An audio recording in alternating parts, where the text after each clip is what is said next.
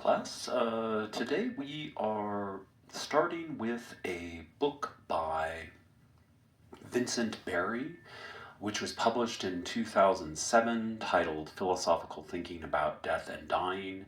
And this was used for a short time as a textbook, but we're not going to have a textbook in this class.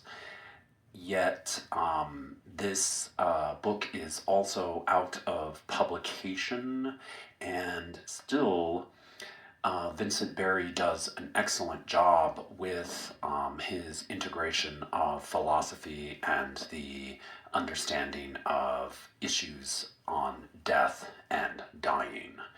And so today we're looking specifically at the introduction titled Philosophical Thinking About Death. And Barry highlights the 1886 novella by the Russian existentialist author Leon Tolstoy.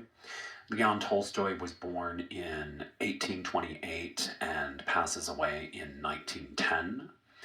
Of which we'll offer a brief synopsis here, given that in this class we're not reading the book.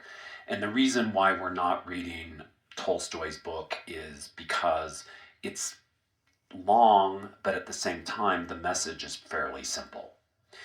And so I'm just offering an abstract of the book now to help you understand the context.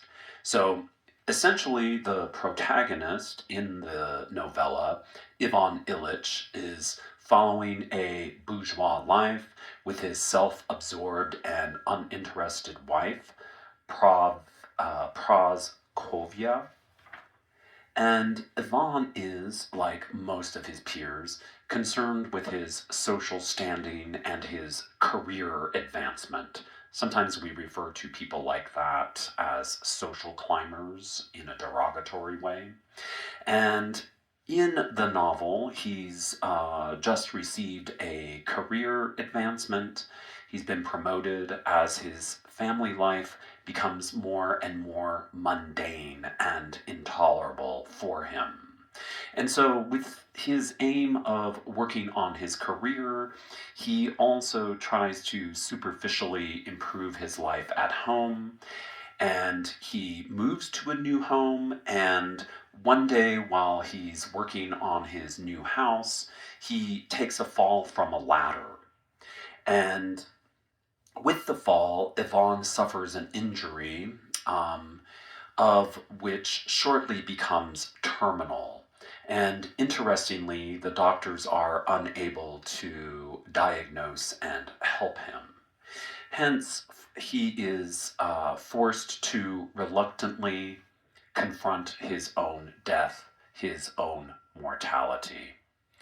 And so this confrontation brings about a so-called existential crisis.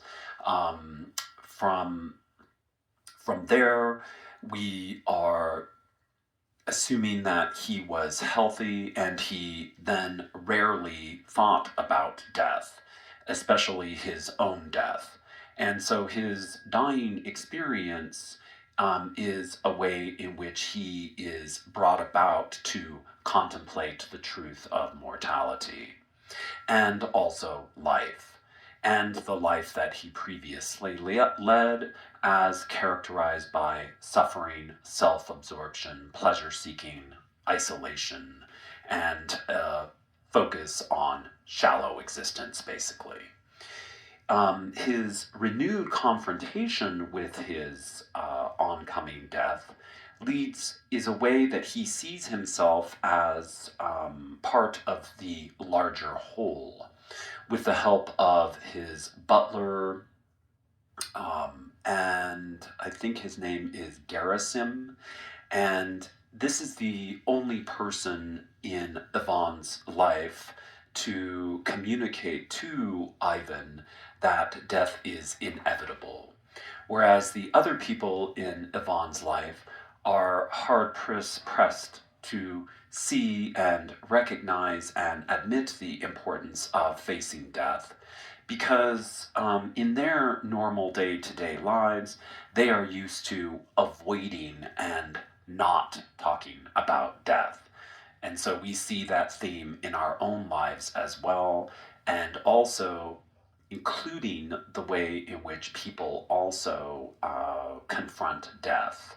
So, in other words, we avoid even recognizing the truth of death as it's happening.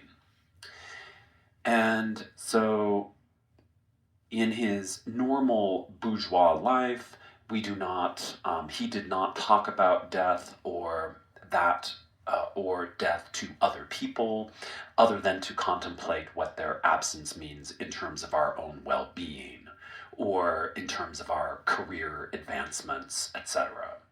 And so, to make a long story short, Yvonne's impending death is a way in which he, if it's not too late, confronts a series of profound questions. In other words, what does his life mean? Did I make the right choices? What is death? What do I leave behind? And so on. And so, to be sure, his own death has become for Yvonne a philosophical experience. And so, yet exactly what does it mean to consider what we're looking at in terms of philosophical thinking? In other words, what does this entail? And so the lineage of philosophy goes back 2,500 years, really to the dawn of civilization, and the word itself basically means to love wisdom. In other words, philo means love in Greek, and Sophia is the act of doing philosophy. And so the act of doing philosophy is to, Sophia means wisdom. So then the act of doing philosophy is to wonder and ask questions and answer questions about the type of problems and issues that usually go unquestioned. And so, as Barry indicates, to do philosophy is likewise coupled with the sciences, the natural sciences, the study of philosophy, etc. And so we're developing hand in hand. So the study of philosophy is also to look at the development with ancient Greek thinkers like Plato and Socrates, Aristotle, and many others. And so often times it is easy to think of the discipline of daily philosophy as a way into the profound depths of life, nature, reality, knowledge, conduct, politics, so on and so forth. And so Vincent Barry conveniently positions the study and discipline of philosophy into three primary branches. And so there are plenty more subdivisions in the study of philosophy, and he's not directly addressing all of them. So, like, for instance, politics, aesthetics, logic, etc. But yet, even thinking about these disciplines makes it clear that the connection to death and dying is still evident with all of the subdivisions, including the three subdivisions that Barry highlights off the top, and to also recognize that there's a strong overlap between them all. So, in other words, he's making the distinctions, but in the same sense, we have to recognize that these distinctions also overlap in terms of the greater whole of philosophy, the study of philosophy itself. And so Barry only devotes a couple of paragraphs to the subdiscipline of philosophy, the subdiscipline of metaphysics. And so, yet it's worth recognizing from the onset that the study of metaphysics is at the heart of all philosophical thinking. All other subdisciplines are included in the study of metaphysics, which also makes the study of metaphysics somewhat confusing to the novice, given that the study is so broad that students often see this as the study of everything, which is not completely accurate, given that there is plenty of specificity within the study, enough to be informative in the way in which we ask and answer questions, namely about reality itself. So to ask also what is being, likewise what is not being. One such inquiry made famous by the ancient Greek thinker Aristotle, who was born in 384 BC and passes away in 322 BC. He then leads us to the ever confusing way in which, as philosophers, we are working to understand the word itself. So, in other words, Aristotle pointed out that the study of metaphysics is primarily to understand what something is in terms of being, and then obviously understanding what being is not simultaneously. And so we have the word itself, which is divided in half. One part is meta. In Greek, this means beyond. And then physics in ancient Greek also means nature. Hence, metaphysics is the study of that which is beyond physics. Yet we need to be extremely careful with this definition because it is not just beyond. We are really looking at a way in which we are understanding the relation between things, including physical things. So we need to be careful with this meaning of beyond. It does mean beyond physics and beyond nature, but it simultaneously means a way in which we are studying the relationships between things in nature and physics. So be careful with that. And so then it is also a way in which we include the physical world in our analysis in terms of relations, the connections, relationships, etc., etc. And in other words, when we are studying reality, we must include the physical. So, for instance, the fact that in terms of reality, we are physical creatures who are mortal, this idea is a way in which we are understanding physical reality too. So, likewise, given that the study of metaphysics is a way that we question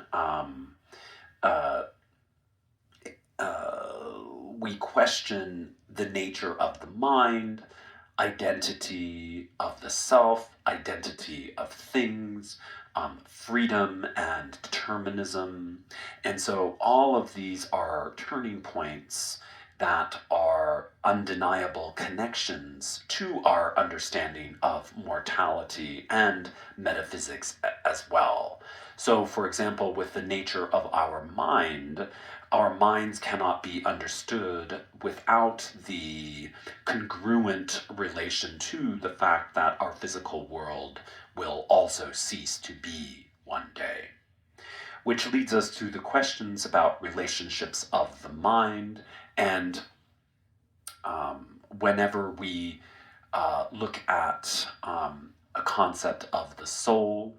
And so this is how it is that we constitute the relation that is not only purely philosophical, it is also in a relation to religion or religious questions. And so our answers to such questions lead us to religious practices, which is also inherently a metaphysical study and concept.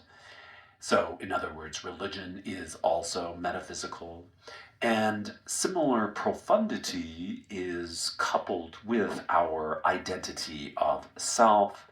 And so we identify ourselves as finite creatures, and such finitude is also a way into how it is that we understand ourselves and others, physically and temporally. Which is why our identification with our age is so important with the differences of youth and old age.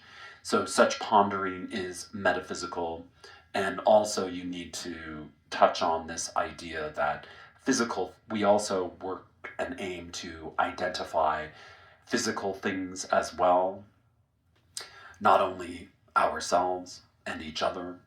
And so, freedom is also a topic that we study in metaphysics in relation to our lives and death.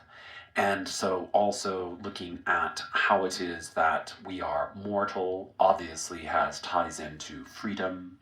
And then also looking at determinism in relation to freedom. And determinism, in that sense, is a reference to our observance of natural laws of the universe that we are working with in our aim to be free. So, in other words, there's a contrast between what is deterministic in terms of our observations and working with the natural laws of the universe, and also the way in which we see ourselves as free. What's the connection there? That question, that type of question, and the analysis of that question, the answers we come to also are metaphysical. So, then we also have the study of ethics itself, which Barry mentions. Of course, we'll address also in a few minutes, simply because we are restricted by the number of things we do in terms of freedom, given that we only have one lifetime. And likewise, our freedom is also a way in which we are in a relation with other people, i.e., we're not free to murder innocent people, so on and so forth. And so, to be honest, this is just a micro sample of the types and issues raised with the study of metaphysics. And so, the grounding of all other philosophical disciplines is then that's the grounding of all other philosophical disciplines, metaphysics.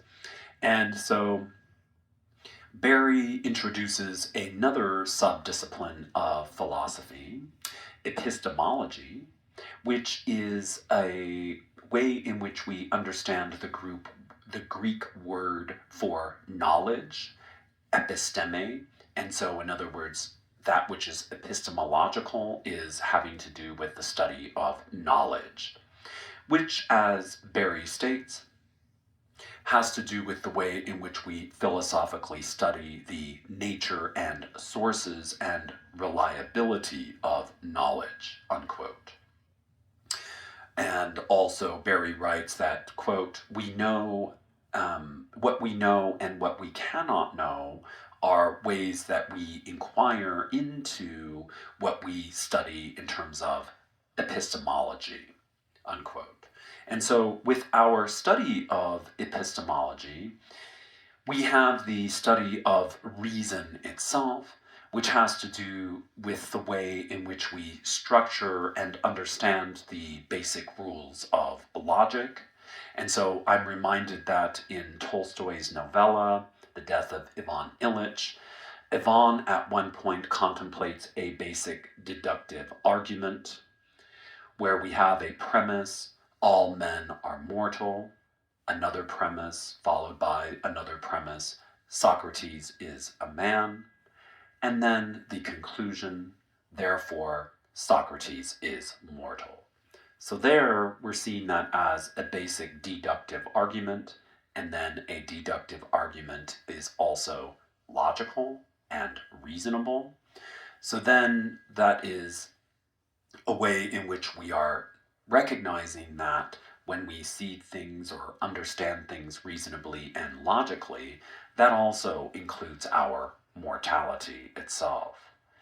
And so we're looking at this way in which we immediately see the basic logical structure of going from the general to the specific, and enough to realize that death or mortality is a fundamental fact of our knowledge and obviously our lives.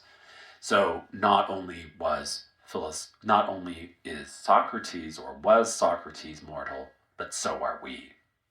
And so this is plainly logical, and this is also a way in which we get to the great logical implication of all our thinking and knowledge thereof.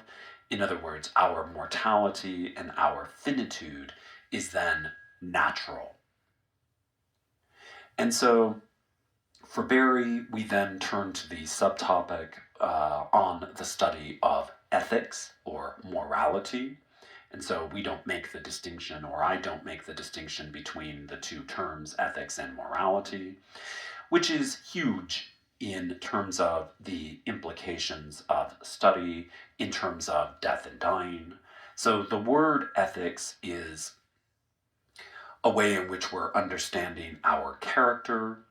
In other words, the ways in which we understand our character and that of others is a development and practice of morality.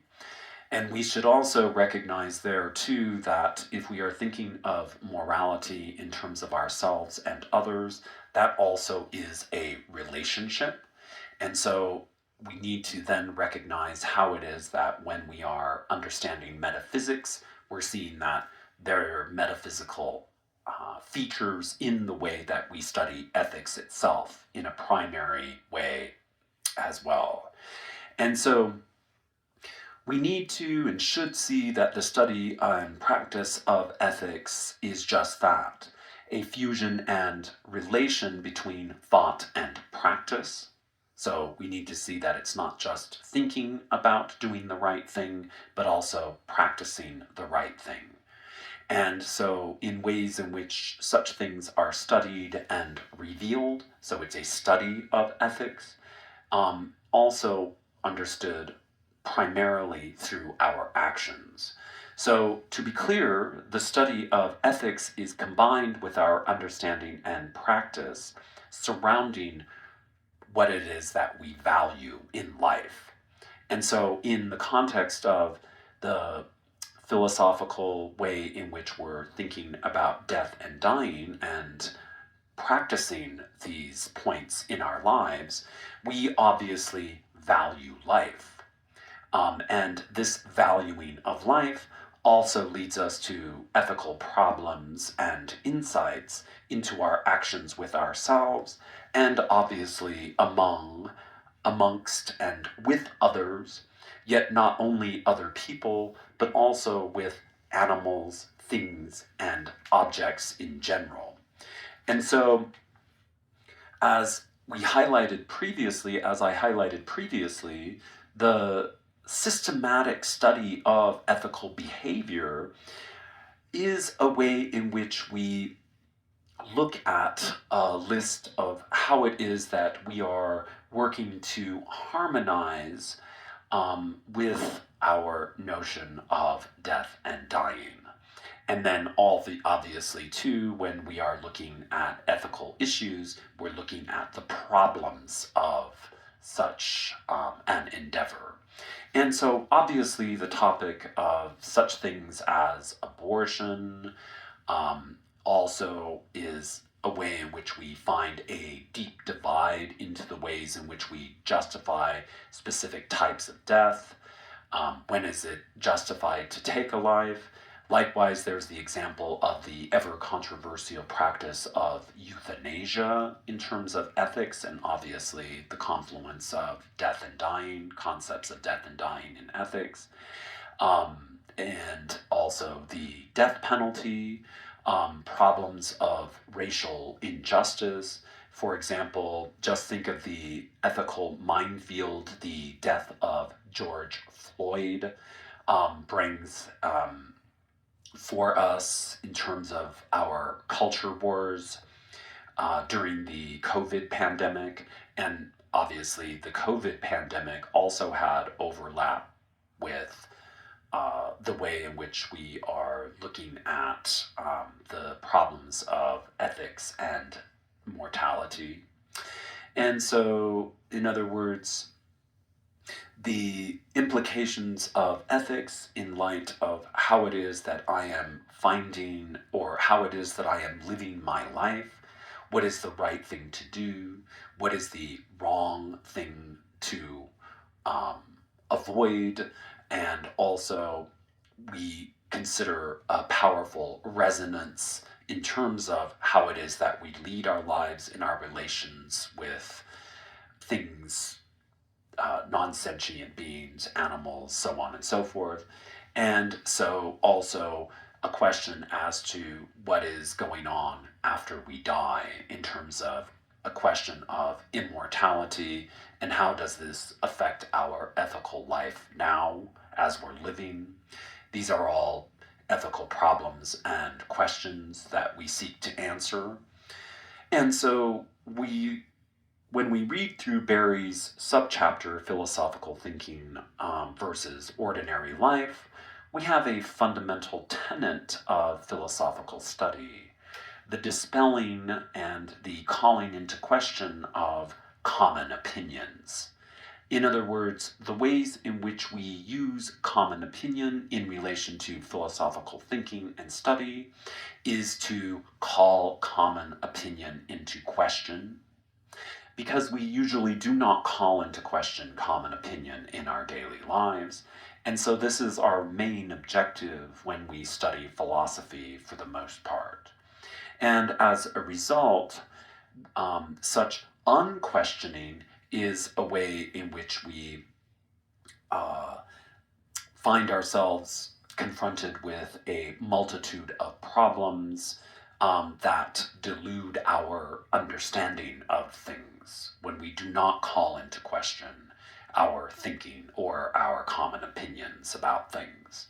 And so, really, in a way, this is bringing us full circle back to Tolstoy's Death of Ivan Ilyich, whereby the trend and habit of everyday people is to see the topic and issue of death as something to remain silent about. And this problem is a problem of common opinion regarding death, because we normally think that it's better to avoid such topics about death and mortality. And so such avoidance is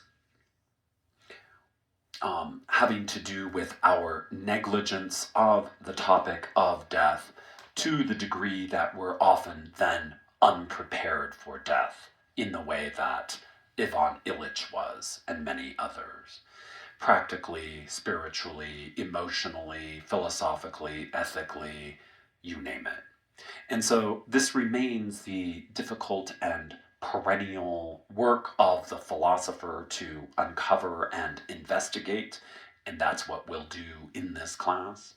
And so, how is death understood and felt individually in relation to others as well? And how is it that we value life and justify taking it away, so on and so forth? So, thank you for your time, and we'll talk more about these topics in class, and have a beautiful day. Goodbye.